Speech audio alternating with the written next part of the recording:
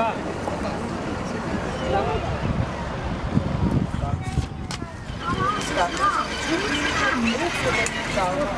вот это что? Нажимаете любые объекты, он вам рассказывает историю, кем было построено и так далее. Какой объект вы хотели бы прослушать? Нажимаете еще раз, он рассказывает на китайском.